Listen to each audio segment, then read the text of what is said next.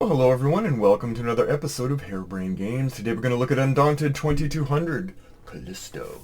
This is a new breakaway from the historical-based Undaunted games in the series of the past. This takes us into outer space, where we're dealing with a crisis between miners and greedy people. Or are they greedy? In fact, they're going to take on the corporations versus the miners and such. It's a standalone game. You don't have to have any other versions of Undaunted for it. Let's take a look. Okay, let's take a look at what comes in Undaunted 2200 Callisto. First off, you have a variety of different boards and maps. This is one. You have several. They're double-sided, and so you have 8 maps. Don't get too excited. Each one is uniquely configured for the mission that's being presented. This is very much a limited, specific, campaign-driven game. You can play them one-off, but in general, they're meant story-wise to be played together. You also get a variety of different tokens, and those tokens match cards. Those tokens are your leader, your squads, your units that you're going to be using to move around the board. To keep it so I can see them a little better on the board, I've actually put them in these coin holders here, which I find to be very helpful for me. Each one has a squad designation, a name, and a defense value when they're being fired at.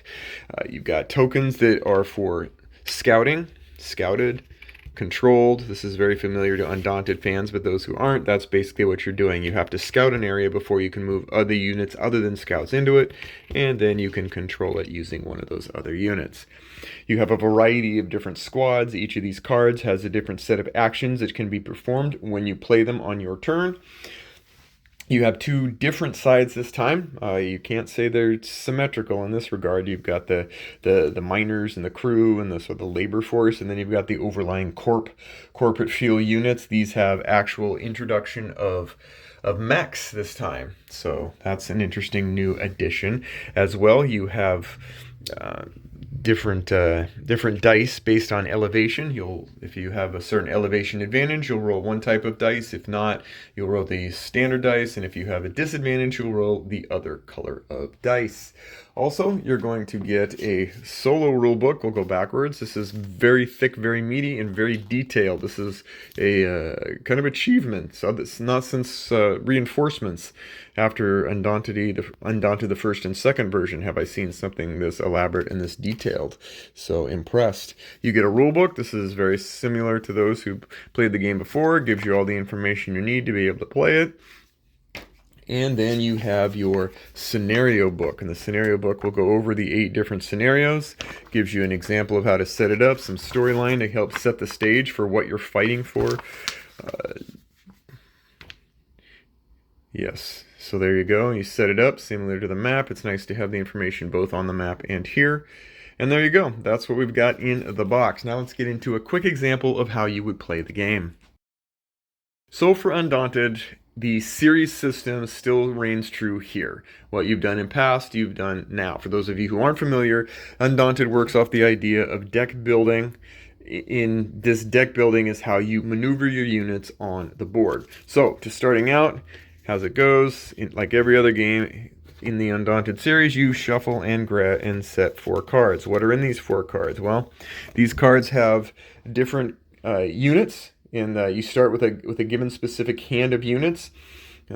Each one has a different role. You have your commanders, you have your regular units. They all work in lockstep. The first thing you do is determine who actually gets to go first. Now, some of the missions will tell you who gets it in the case of tie or whatever. Some will tell you just, yeah. But in general, you're going to look at your cards and you're going to decide which one you want to use for initiative. The higher numbered cards are the ones you want to be able to get the initiative. That means you go first. That could be very helpful if you're shooting at an enemy and you don't want to be shot back or there's a chance. Also, though, the higher powered units are also some of the most potent on the battlefield, so it's a trade-off. Do you want to use them for their initiative, or do you want to save them and use their powerful moves for later on? The squad leader, for example, will help add cards to your deck. Why is that important? Because cards are hit points. And Inspire means you can reuse a card you reused that you played this turn, which means you can get a double effect. Pathfind opens up opportunities to explore without having to use a scout. That's pretty cool. That's a new ability in this game that wasn't in previous ones as well. Your Ripper is your standard shooter, distance, like attack, your standard. Well, this one's actually interesting because it's melee, and so you have a melee attack here for 2 which is 2 dice, or you can do a regular attack, which is 1 dice. You can take control of a unit, or you can move. Again, so you can see here, survey tech. This is a nice. This is your scout, so you can actually go and go to different areas of this map, and then place a scout marker on them, and at the cost of adding an interference card to your deck, which is a dead card that's just going to fill up your deck until you get rid of it. You can do recon to get rid of that. You can attack. You can, yeah, lots of opportunity here. Ooh, the nail gunner. Look at that one. This one's a long range fun machine. And LOD on this, or LOS on this, is you pretty much can see and shoot at anything. It's just a matter of whether you're at a disadvantage or an advantage. And there is a distance reduction modifier for, shooting stuff long range isn't going to be nearly as potent as shooting stuff right next to you. And suppress, which is another aspect where instead of attacking it to try to damage a unit, you can suppress it, which takes it out of the running temporarily. And there's a much higher chance of suppressing a unit than there is attacking it. Here on the other side, for Corp, we have a very similar situation. We have one commander, and this is interesting because the commander can do move, bolster, commander A. Now notice that each squad, you'll find that you have 2 squads on each side, squad 1, squad 2. This is B squads, this is C squad, this is Y squad, this is Z squad, and mechs. Mechs are their own designation. So in the case of this, for the commander, you've got to say, this is the commander for A, so it's going to move the the Artemis mech. It can move, bolster, attack, suppress, and it moves in similar fashion, same rules, other than a little medium. What's interesting about the mechs is that the commander has one aspect of play, but the navigator has a second way to use your mech for scouting and recon, and then you've got the gunner for the mech, which can do attacking and suppressing. And so you've got to use all 3 of these different cards to move your mech. So there's a little more coordination there in that regard, whereas all the other cards, they just move 1 token. They don't manipulate 1/3 of a large mech. All right, commander of the V squadron. So you can move move, suppress, same thing, bolster, attack. So you see similarities, but not identical. Attack, recon, and that's your Z squad. And Corp's like, yeah, so there we go. So let's just randomly pick. We're just going to randomly go blah, blah, blah, blah, blah, Bob's your uncle. There you go. Blah, blah, blah, blah, blah, heebie-jeebies. All right, and who's ahead? Oh, see, the initiative card is, they're both lost. They're done. Oh, it's so sad. But the yellow gets to go first, and so he gets to play all 3 cards and do whatever it wants. Now, I'm not playing optimally. I'm just showing you how it's done here. So let's say we want to move the Ripper. So we could attack if we wanted to, but it's kind of a long ways, and there's it's a long ways. So let's say that we find our B Ripper, and he's here, and we want to move them 1 space, so we move it here. We can do that because it's already got a scout token designated on the place that we're moving to. Now, if we had a survey tech here, we can scout 1, attack 1, recon, attack 2. Now the scout, there's no value here. You can move as well, but there's nothing here. Say we were here and we wanted to use that move action or scout action. We'd move here. Move that off there, and then we can place a scouting token. Now all of our other units can move in there as well, not just the scout. However, it costs us an interference card, which is going to go in our discard pile, and there we go. And then finally, we have the nail gunner. Now let's just say that the nail gunner was here. And we want, I want to attack. Do I want to attack? I want to attack. I could suppress or I could attack. It doesn't matter. In this regard, you're going to look and see terrain advantage. Are you higher or lower than the terrain that's being attacked? If you are higher, then you get to roll these. If you're lower, you roll these. And if you are, these. And if you are equal to, you roll these, and then lower, you roll the other ones. So how do you do that? Well, you go, okay, we got 2 dice. No, we're going to attack with 2 dice. So we're going to take, this is even across. So we're going to take these 2 dice, and we're going to go 1, 2 spaces. So we got 1, 2. So 2 spaces. A defensive 2, so that's 4, and 5 is 9, which means I'm going to have to hit on these dice At least a 9 or better. I did it! I rolled a 9. Yay me! That means that the scout, the player who's playing the scout, is going to have to look and go, do I have this? Yes, a scout. Scout Z. Dang it! That card is now out of the game. What does that mean? Well, it means that there's one less hit point on that scout unit, and if it gets hit and there are no cards in the player's hand or the player's discard pile or supply, or sorry, hand, discard, supply, then that unit is gone. It's toast. It's out of the game. So there isn't really a way to reconstitute cards that are lost in that regard, although you would do well to make sure that you manage the cards in your hand versus your discard versus your selection pile here to make sure that doesn't happen. But that's an example of what you would do. Now, if you missed, well, you missed. Life goes on. But, and notice that even if I were to hit in the same way as typical Undaunted fashion, if I was to hit this unit with 4 dice, and I got 4 hits, it still only removes 1 card. So all you're doing with these extra dice things, you're raising the chance, you're not raising the potency of the action. Sorry, this one. And that's that. Now, we have finished up that turn, and so now it's time for the enemy to attack as well. And so they're going to use their cards. The commander, for example, could use an attack from the Artemis here, or move. In this case, it'll move 1 and like, I'm here, I'm angry. Again, note that if we were, I'm just playing this, I'm not playing a full game, so note that we would have had to have had control here for that to move in, but and that's how it goes. The player's going to play their cards, and then they're going to be done. They'll be like, okay, that was fun. Then they grab 4 more cards, and they roll through those 4 more cards, and they do the action. If you run out of cards at the end of your turn, or you need to draw them, you take your discard pile, you shuffle it in, and you grab them again.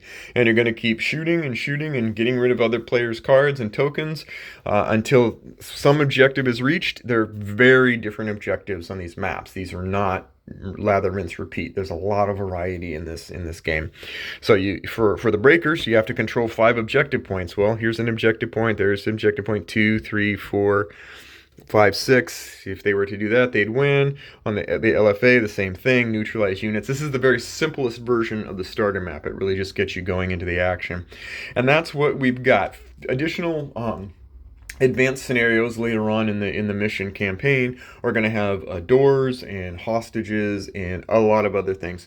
But you'll see that the essence of the Undaunted core framework and rule set are identical. It's just set in space with some variety and such. But that's for the review. So let's get into my final thoughts on Undaunted 2200 Callisto.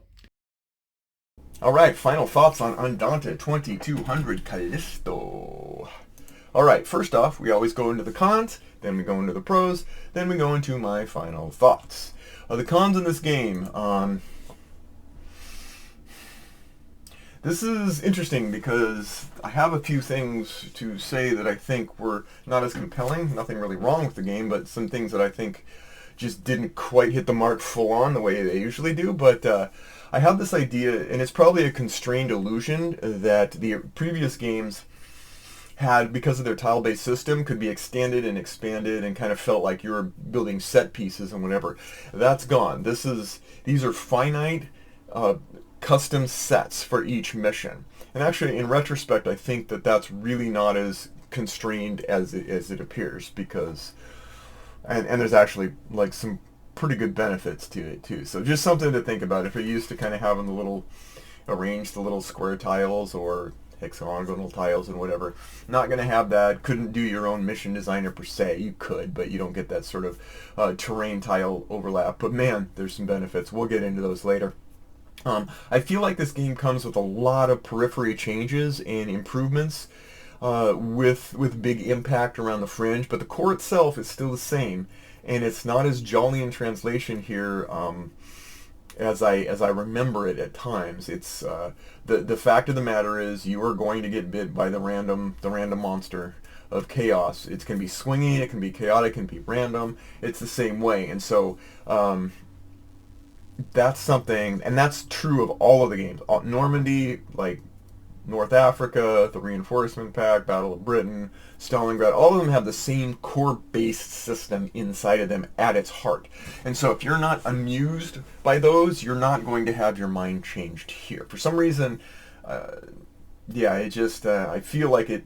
Yeah, that has never really been modified too awfully much, despite the wealth of changes made around it for the purposes of this particular version.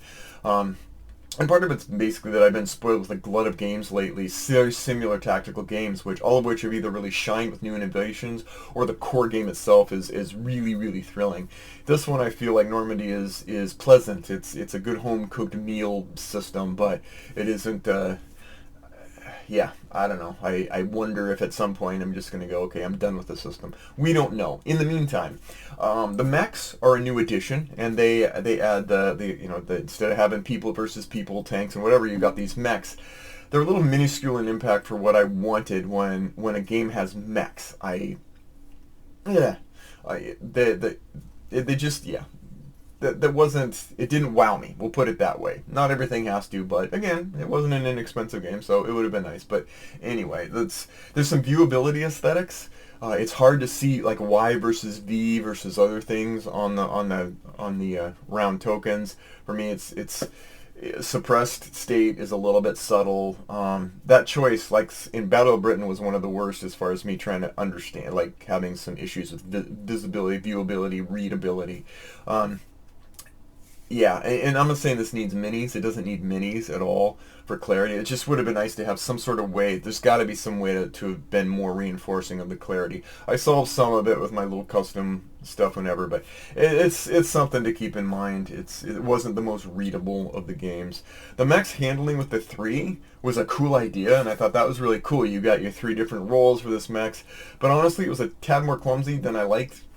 I didn't feel like that I was, Blue Man Crew with three people of a mech that I'd hoped. I felt that it was like sort of partitioned up in a way that just didn't quite cohese, particularly with mechs. When you're talking mechs, I want to feel power. I want to feel slow power. I want to feel raw, kind of stuff going on. And yeah, they're boosted, but they didn't give me that wow factor that some of the other games that I've gotten recently have. So it's present. I mean, it's logically present that you have this mech system that works, and it works fine. It's very pleasant. It too is a home cooked meal with robot arms. But yeah, the biggest thing is over time, there's kind of an impact slushiness that I had to get over, and I still need to get over. And again, more pronounced here than I remember. But it reminds me of a story when I was working on a game. I know you've heard this before. Maybe some of you have heard this before. I was working on a video game for a big major company well, not Call of Duty-ish, but way up there. And we had an issue where the second version, we were doing a sequel to a game, and people were back, and they were just like the playtesters and the closed beta people were just like, this is, you've nerfed us. You've nerfed the damage. It's basically, like, yeah, what have you done to my great game and whatever. And there was an impact slushiness that we determined that was being manifested. And so we got, the designers and the producers like, you got to fix this. You got to beef up the sounds. And like the data design, the designers were looking at the data going, this is not that, it's not different. We didn't nerf anything. We didn't reduce anything. And what it was all we needed to do to fix it, we didn't tell them we were going to fix it this way, but we did it anyway, was we went to audio and said, make them sound powerful, make them look powerful, and that was all it took. Now, granted, if we hadn't nerfed it, they would have still noticed, because you'd be like, okay, if I have to hit the same guy 50 times, that's a big deal. But the difference was that the reinforcement of the impact is visual and audio can be just as powerful. And so we went back, and it was like, yeah, you fixed it. Now it's back. Now it's even better than the one before. All because we made the damage more visual, and we made the sound feel mighty, and that worked. Like, it was the difference in perspective. And I feel like here that over time that you don't get what I've got. And again, like I've got Regiment, SAS Regiment, Rogue Regiment, and some others like Far Cry, and there's some others, the games that have come around that are kind of competing with it in the space right now, that I think do a good job of making you feel like I did something. I instead of when you damage something. All this is to say, when you damage something here, discard a card forever. Yay! Like I rolled the dice, I took a risk, I did a yes. I hit you with some knowledge loss. It's a hit. Discard a card. Okay. Ooh. I hit you again, discard a card. Okay. You know, I hit you again, discard, shuffle, can't. Here's a unit. Okay. Yeah, it's... I almost feel like damage counters or some visual reinforcement would have helped to go like, what are we doing here? It just feels nebulous in this damage thing. It's always been that way in the Normandy series, but for some reason right now it's not hitting me the way it used to. And I also feel that the solo is great, but it is daunting, oddly, in contrast to other competing games that I played recently. I did like reinforcements. I felt that the reinforcements pack for the first two versions, I thought that that was a nice sweet spot, particularly once they fixed it and gave us the cards that were actually not that were not off a year later. I thought that was a nice touch, and they did it for free. But you're going to have to dive in with expectations of additional complexity focus rather than having a smoothed over experience for AI, and that's something to be aware of. It is a daunting AI. It will add keywords. It will add all kinds of stuff. It comes with its own custom book. Yeah. The elevation rules themselves that were added, they did add more questions during our plays. Like, they weren't as clear cut as I wish that they'd been described, despite the fact that they tried to put in examples to make it so. They're there, but they still take a double read to do that. So that's a small thing. But that's it for the cons. Now let's get into the pros. I feel like the storyline is a novella in a larger universe that makes me happy with the approach that they took. I could easily see this having been an Expanse novella, where you have these, this independent miners versus corps in some part of the universe, and I like it. I really do. It's a very richly detailed and curated experience because of the fact that you are given these 8 boards. 7 boards, 8 boards, yeah, 8 boards, and you're going to play your mission on these boards, custom crafted to the particular storyline the way it is, and then you can add things in that give you that weren't able to be added before in that. So the 8 missions are not lather, rinse, repeat, or play these 8 missions and they get progressively more difficult. They're different. They're curated. They're thought through. They're advanced. Like you get a nice feel of a custom-made map for you for this mission.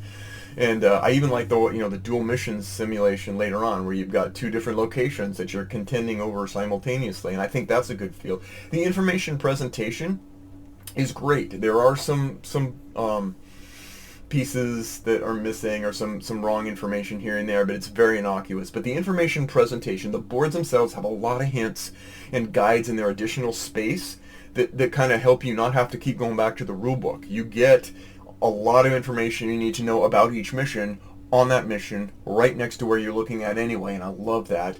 I love the initiative choices, even though I talked a little bit about how the core gameplay itself is not necessarily wowing anymore. I do like the one aspect, which is the initiative choice. You have cards and you have to decide, do I play a high card to get initiative, knowing that high card also has some really cool effects, or do I play do I play a lower card and just know that I'm going to get hit with something and then react to it. That's a really good choice. It reminds me of cribbage a little bit, where you've got 6 cards in your hand. What are you going to put in your crib? You don't know what the deck card's going to be, and you could go 3 or 4 different ways, and so you have to make a choice. It's a beautiful choice. I love it. The solo mode is very, very fleshed out. It is really, really polished. It simulates very, very specifically, rather than glosses over, each mission. It's customized to give you the best experience for whichever mission you're playing, and I think that bears recognition and respect. It's I feel almost like a coin bot level, like the old style coin game bots and beyond.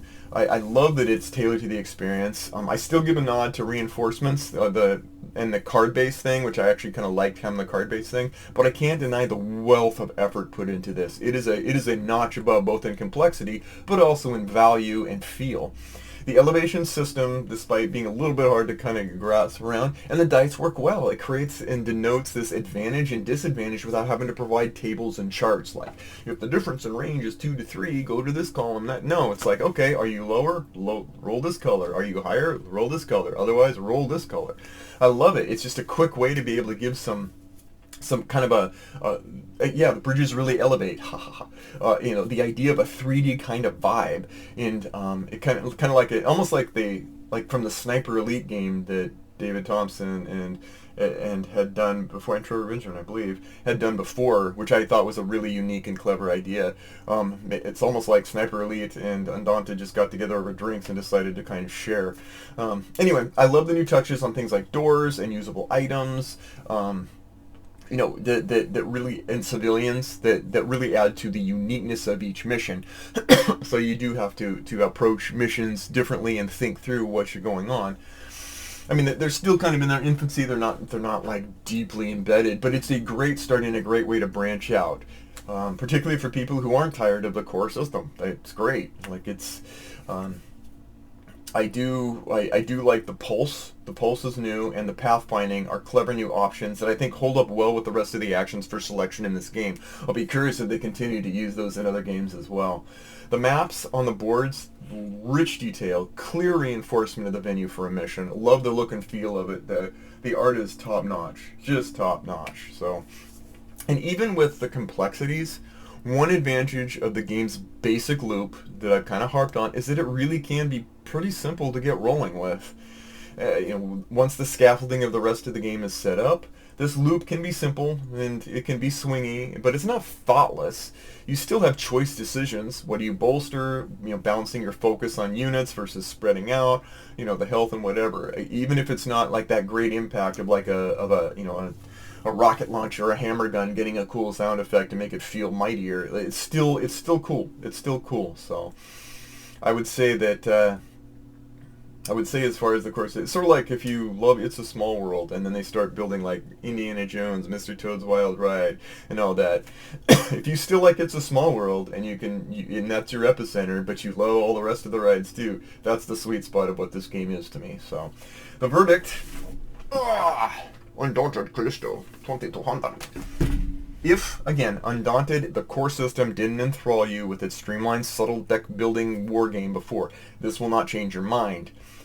If you avoided the historic theme, but appreciate the sci-fi penchant, this is worth trying out. It's worth taking a look. All told, while the core of the game shows a bit of a touch of sagging at me at some seams for me in the interest level, it's still a solid, polished, balanced, worthy endeavor for those who love Undaunted series games and want more of it in any fashion, or those who prefer the light and not always predictable nature of dice-based gaming. I do feel that despite my earlier critiques, that this could and should be an excellent sub-series to continue on, and if ever possible, I'd love the dream of a tie-in with The Expanse, or that would bind it together in the foreseeable future. And while I still reminisce of the simplicity of the original Undaunted Normandy, which I still think shines despite the progression of the series, because it is just a simple way to say we can get into war games. This is a solid, if not overwhelmingly remarkable installment into it. So, recommended. Give it a shot yourself if you want. Let me know what you think of it. In the end, that's it. Take care, and we'll see you next time on Harebrained Games.